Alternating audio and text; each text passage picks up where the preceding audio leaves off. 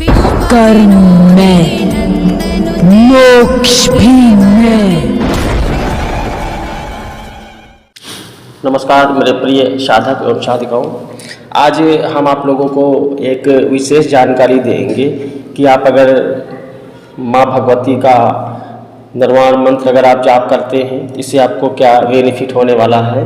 और अगर आप भगवान शिव का मंत्र ओम नमः शिवाय जाप करते हैं या आप दोनों मंत्रों को मिश्रित जाप करते हैं, यानी कि दोनों मंत्रों को एक साथ जाप करते हैं, तो इससे आपको क्या लाभ होने वाला है।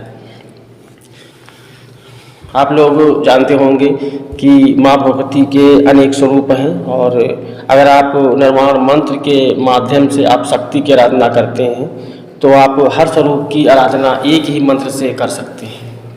और ये जो मंत्र है, ये मंत्र अपने आप में बहुत ही शक्तिशाली मंत्र है। आप इस मंत्र के माध्यम से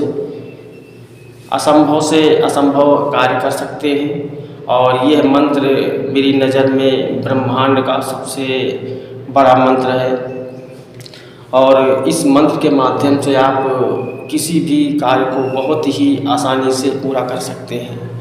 और जब आप इस मंत्र का लगातार कंटिन्यू जाप करते रहते हैं तो आपको 3 देवियों की, 3 महाशक्तियों की कृपा आपको प्राप्त होती है। महालक्ष्मी, महासरस्वती और महाकाली, 3 महाशक्तियों की कृपा आपको प्राप्त होती है। और 3 जो गुण हैं वो आपके अंदर विद्यमान होते हैं। और जब आपको इस मंत्र की सिद्धि प्राप्त हो जाती है तो आप देखते हैं इस मंत्र के माध्यम से आप कुंडलिनी ऊर्जा को भी चैतन्य कर लेते हैं, जागृत कर लेते हैं। और ये जो शक्तियाँ हैं, महाशक्तियाँ हैं, ये माता लक्ष्मी, माता सरस्वती और माता काली, ये जो हैं ये आपकी कुंडलिनी ऊर्जा का ही एक बहुत ही हाई लेवल एक ऊर्जा कुंड कह सकते हैं। और जब आपकी इन मंत्रों का बीज अक्षरों का आप जाप करते हैं, ओम ऐं ह्रीं क्लीं चामुंडाय विद्ये, तो आप जब इन बीज मंत्रों का जाप करते हैं तो आपकी कुंडली ऊर्जा जागृत होने लगती है और धीरे धीरे आपके सातों चक्रों का भेदन करती हुई शास्त्राहार तक पहुंचती है, जिससे आप समाधि की लेवल तक पहुंच सकते हैं। वैसे हर साधक इस लेवल तक नहीं पहुंचता है, और जो बहुत ही सिद्ध योगी सन्यासी हैं ये वही लोग हैं जो इस लेवल तक पहुंचते हैं। गृहस्थ व्यक्ति शायद कम पहुंच पाता है, क्योंकि वो सामाजिक उलझनों में उलझा रहता है। और आप जानते हैं कि भगवान शिव का जो मंत्र है उसका भी आप अगर कंटिन्यू जाप करते हैं तो आपका ऑरा मजबूत होता है, आपके अंदर साधक वाले गुण उत्पन्न होते हैं, और आपका जो है आज्ञा चक्र जागृत होता है। और आप शिव मंत्र का संकल्प लेकर के आप किसी भी कार्य को, असंभव से असंभव कार्य को आप बहुत ही आसानी से कर सकते हैं। और जब आप शिव मंत्र और भगवती शिवा का मंत्र यानी कि निर्वाण मंत्र आप दोनों को एक साथ जाप करते हैं तो भगवान शिव और माता पार्वती, जो इस सृष्टि में सर्वप्रथम देव और देवी माने गए हैं, जिनका एक स्वरूप है अर्धनारीश्वर स्वरूप, तो आप अगर दोनों मंत्रों का एक साथ आप जाप करते हैं, बैठ के आप आसन पे अभ्यास करते हैं, नित्य पाठ करते हैं, एक नियम संयम से, विधि विधान से एक साधना स्वरूप करते हैं, तो भगवान शिव का जो एक स्वरूप है अर्धनारीश्वर, यानी कि भगवान शिव और शिवा का मिश्रित स्वरूप है, उसकी कृपा आपको प्राप्त होती है। और इन दोनों मंत्रों के माध्यम से आप अर्धनारीश्वर स्वरूप की भी कृपा प्राप्त कर लेते हैं।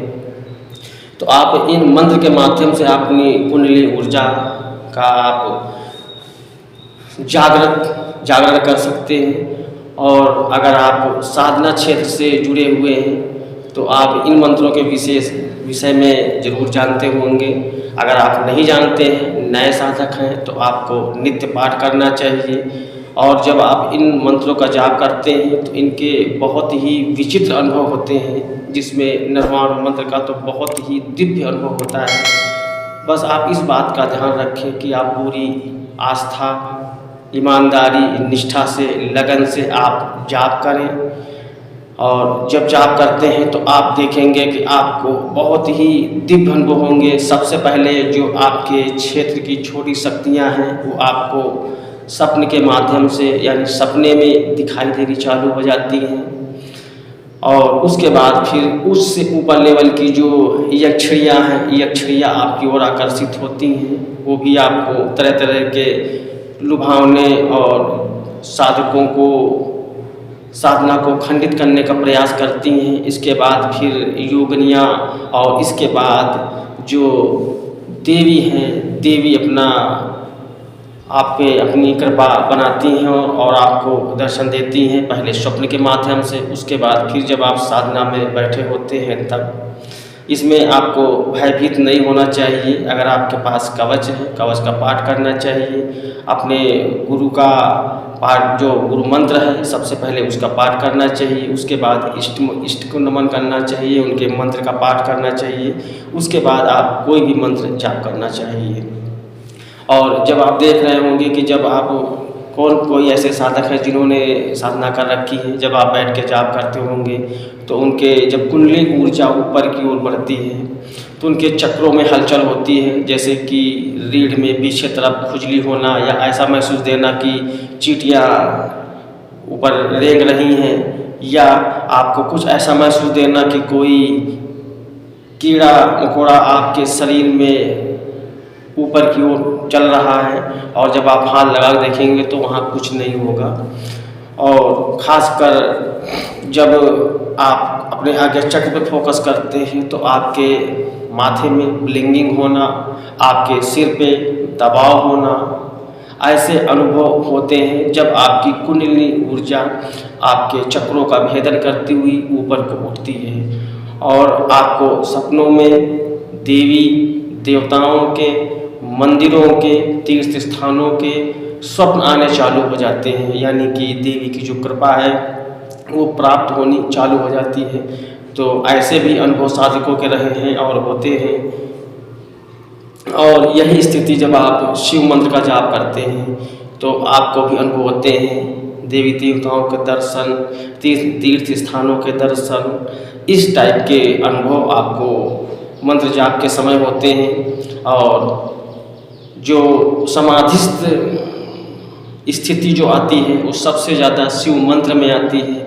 अगर आप शिव मंत्र का कंटिन्यू जाप करते हैं तो आप बिल्कुल शून्य हो जाएंगे, बिल्कुल आप के अंदर जो चंचलता का भाव है वो ख़त्म हो जाएगा। और आपका जो ध्यान है, आपकी जो एकाग्रता है, आपका जो फोकस है वो धीरे धीरे बढ़ने लगेगा। आप किसी चीज़ को अगर देखना चाहते हैं, सूक्ष्म जगत की शक्ति को देखना चाहते हैं तो आप बहुत ही आसानी से देख सकते हैं। और साधकों से मैं ये कहना चाहूँगा, कुछ ऐसे अनुभव होते हैं जो कि साधक अपने मुख से, शब्दों से बयान नहीं कर सकता। ऐसे भी अनुभव होते हैं जैसे कि आसन पे बैठे बैठे अचानक से एकदम से आपके कान में आवाज़ आना, यानी कि कोई शक्ति आई और वो कुछ कान में बोल के चली गई। साधक को ये एहसास नहीं होता है कि जो शक्ति बोल के गई है, जो उसके कान में आवाज़ आई है, वह मेल शक्ति है या फीमेल शक्ति है। यहाँ तक कि साधक ये तक नहीं समझ पाता है, वो सिर्फ उस शब्द को सुनता है जो शक्ति बोल के गई। ऐसे ऐसे दिव्य अनुभव होते हैं आसन पे बैठे बैठे। तो आप लोग अगर इन मंत्र का जाप करते हैं तो आपको बहुत ही बदलाव महसूस देगा साधना काल में, और साधना क्षेत्र में आप आगे बढ़ेंगे। तो अगर आप दोनों मंत्रों का एक साथ जाप करना चाहें तो दोनों का कर सकते हैं। आप 11 माला, मान लिया आपने निर्माण मंत्र का कर लिया तो 11 माला शिव मंत्र का कर लिया, आप ऐसे भी कर सकते हैं। या फिर ऐसे कर सकते हैं 11 दिन का अनुष्ठान आप निर्माण मंत्र का कर लें, और जब 11 दिन का आपका अनुष्ठान पूरा हो जाए तो आप उसके हवन करें। हवन करने के बाद फिर आप 11 दिन शिव मंत्र का आप अनुष्ठान कर लें। आप इस तरीके से भी मंत्र का जाप कर सकते हैं। आपको जैसे सहूलियत लगती है आप उस हिसाब से करें। लेकिन हर साधना में एक मेरा अनुभव रहा है कि जब आप साधना कर रहे हो, आपका साधना जो कक्ष है वो एकांत में होना चाहिए। अगर आपके पास स्पेशल कक्ष या रूम नहीं है तो आप किसी एकांत जगह पे जहाँ पे चहल पहल ना हो, निर्जन स्थान हो, वहाँ पर आप कर सकते हैं। इससे साधना में आपके अनुभव बहुत अच्छे होते हैं और आपकी जो इच्छा होती है, आपका जो संकल्प होता है वो बहुत ही आसानी से पूरा होता है।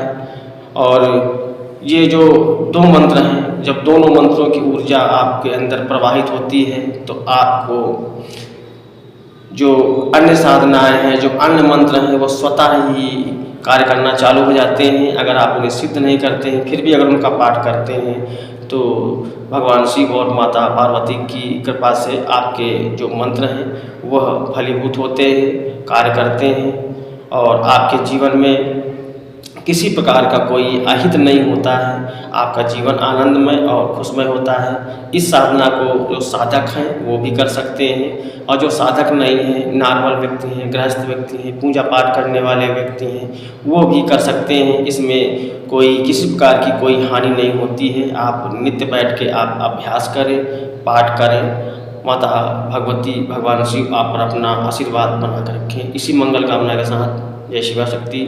नमस्कार।